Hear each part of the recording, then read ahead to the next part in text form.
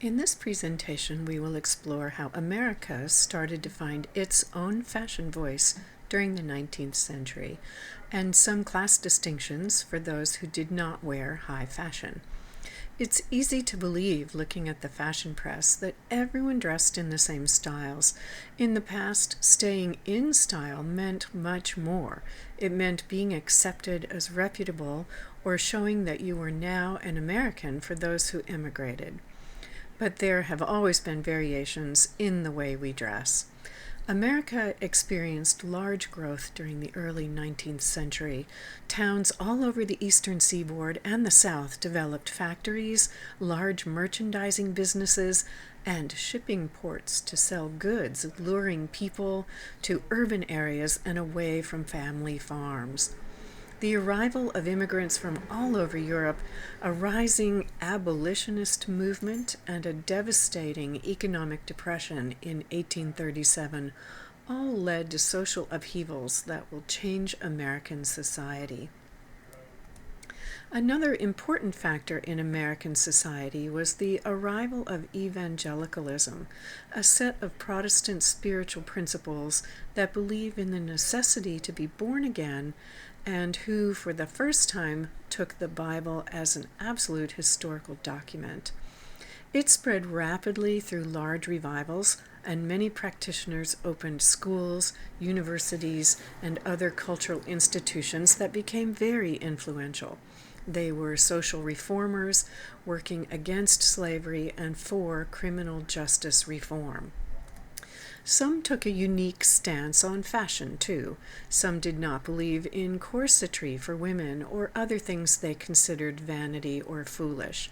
While not all denominations believed the same things, they were, on the whole, believers in hard work, modesty, and simpler dress. This attitude will have a profound effect on the long-term American fashion psyche. Another American fashion influence will be the increasing affordability of the white shirt, mass-produced in factories. For the average man to wear a white shirt, several things must exist: affordable cotton, mass manufacture, effective consumer laundry soap, starch, and effective ironing equipment. Oh, and a person to do all that labor. It will take much of the 19th century for all those components to fall into place so that regular men could afford to wear a white shirt. Office workers, clerks, businessmen, and professional men will wear them, and they are a sign of solid middle-class status. The upper classes could afford to dress well in this century, and fashions in cities and the East Coast copied European styles. The professional and middle classes could also afford several good outfits. Many wore more homespun or simple outfits at home or for household tasks, saving their best clothing for church and social functions. Women and girls protected their weekday dress with various aprons that were colorful and easy to wash. Working and middle-class men wore a shapeless jacket that ended just below the hips. This was a mass-manufactured garment and very affordable. The young boy on the right wears a short mess jacket, which ends at the waist. In the painting on the left, we can see the frock coat lends automatic authority to the gentleman who is conducting the U.S. Census in this painting. Workers wore a large overshirt called a smock. European workers especially wore smocks and caps. The colors and styles were regulated by profession and employer. Americans wore smocks more individually, although some employers did require company smocks.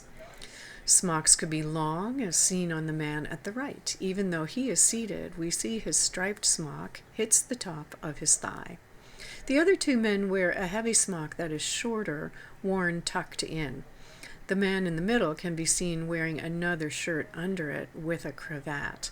I love his Napoleon-style hand in the chest. There's a great variety of hats worn in the United States, not just the caps more common in Europe for workers. In England, it was customary for gentlemen only to wear top hats. Americans are more individualistic, and their inability to practice old world clothing rules will offend European sensibilities more than once. Many working people wore aprons or worked in their waistcoat and shirt. The man in the middle wears a very common working class hat during the 1830s and 40s. We would call it a Breton cap. These were worn all over Europe by agricultural workers and fishermen, so it may well have come to the New World with immigrants. The use of broad-brimmed hats was much more prevalent in the U.S. than Europe, as our climate is much hotter with stronger sun. Note, these men wear wide waist belts to hold up their pants. This is a characteristic of working men, as fashionable men did not wear visible belts like this. If their trousers needed support, they used suspenders that fit smoothly under their waistcoat and suit. The elastic suspender hadn't quite been invented yet, so these cloth suspenders weren't always very comfortable to wear.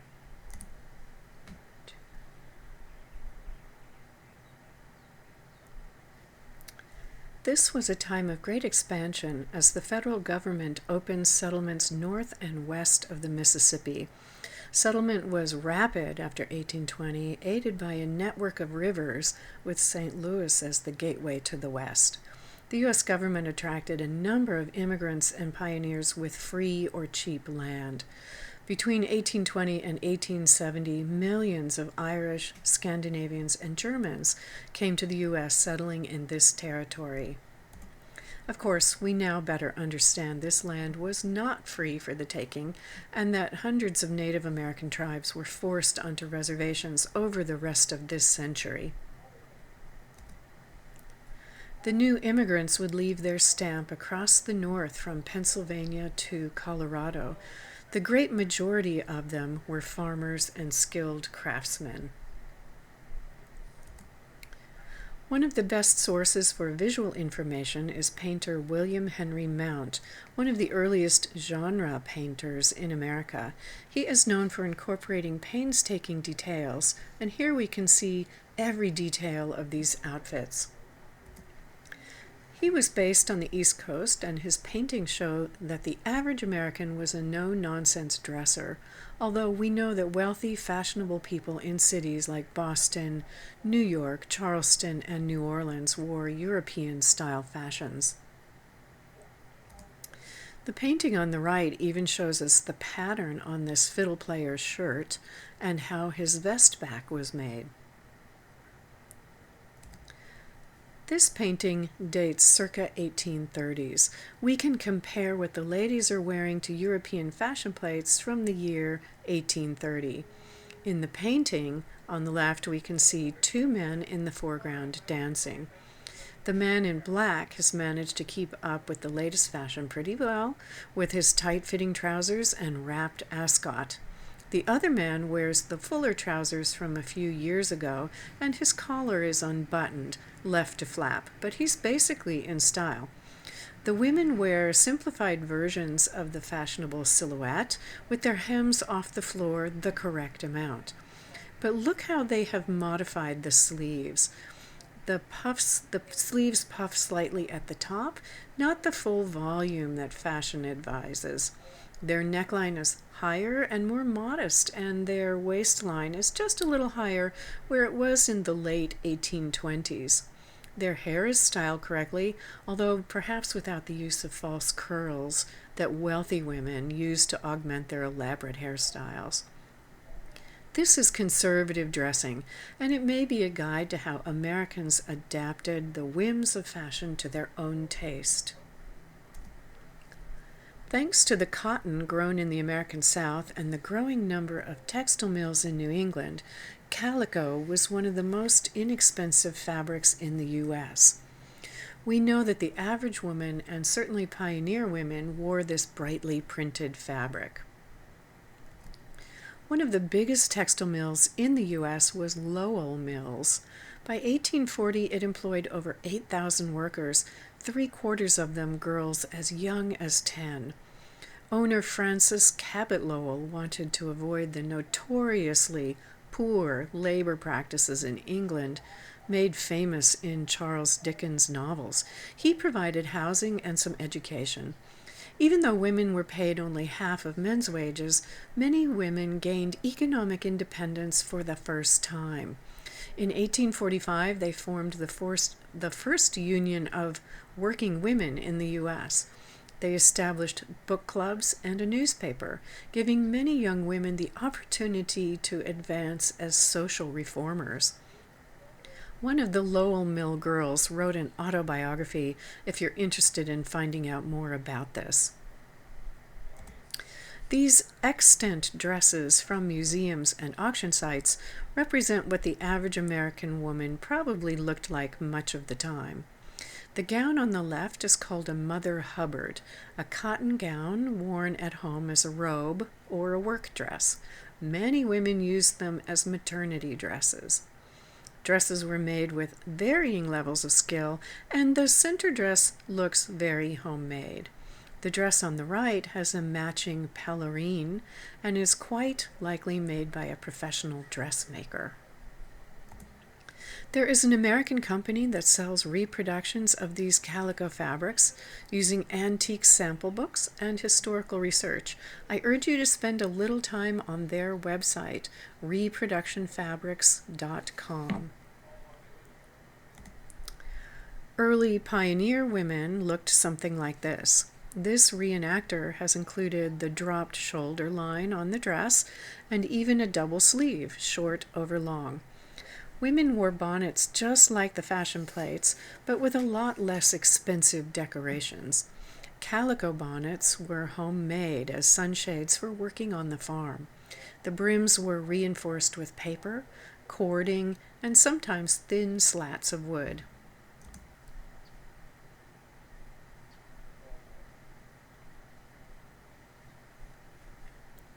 There were two other cultures in North America that did not dress the way the East Coast establishment did. After winning its independence in 1821, the Mexican government essentially ignored its remote northern province, California. It loosened business and trade regulations, and California started importing goods from all over the world on ships. American pioneers began to arrive in California in small numbers, adopting the Californio culture and language. Although wealthy ranch owners wished to keep up with fashions in Mexico, the remoteness made that difficult. So fashions from the U.S. and Europe began to replace traditional wear during this period. The image on the left represents traditional Californio garments at this time. The image at right shows the increasing influence of fashions available from their American neighbors and Europe. America was never a homogeneous society. When the new United States bought the Louisiana territory from Napoleon, it gained citizens who had been under both Spanish and French rule. In New Orleans, there was a large population of free people of color whose society was arranged on French rules, not the rules of New England. Slaves could earn their freedom, and free blacks owned property and inherited wealth. There was a middle and professional class, and mixed marriages were tolerated. The woman on the left wears a fashionable toque bonnet and an expensive silk collar. There were a number of free people of color in the United States altogether, though they lived in constant jeopardy of losing their freedom.